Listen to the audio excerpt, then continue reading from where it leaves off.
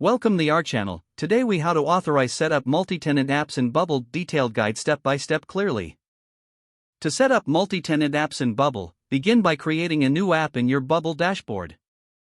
Once your app is created, navigate to the settings of your application.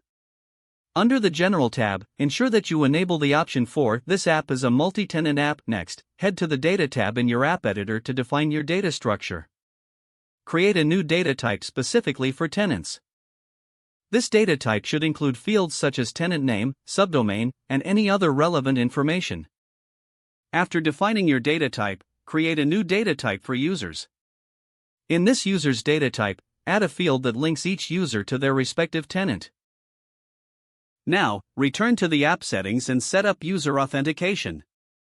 Choose your authentication method, whether it's email, social login, or another option.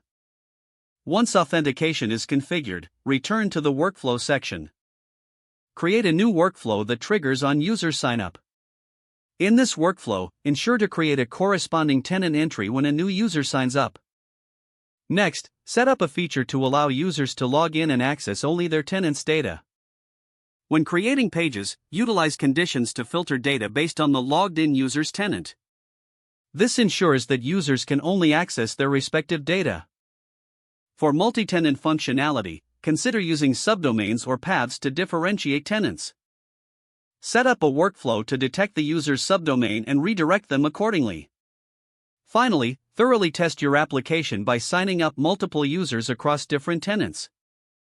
Ensure that each user can only see their own data and that the multi-tenant structure is working seamlessly. Once testing is complete, your multi-tenant app will be fully operational. If the page does not load, refresh the browser or try again in a private or incognito window.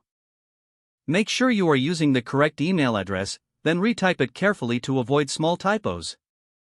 If your password is not accepted, use the reset option and create a new strong password you can remember. Check your spam folder for verification or security emails, then complete any Enable two-factor authentication if available to improve account security and reduce unauthorized access risk. After signing in, review your profile details so your contact information and settings are accurate and current. If you see an error message, note it down and try again after restarting your device and internet connection.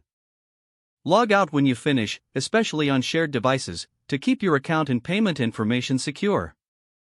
Don't forget to like this video and subscribe to our channel for more step-by-step tech guides.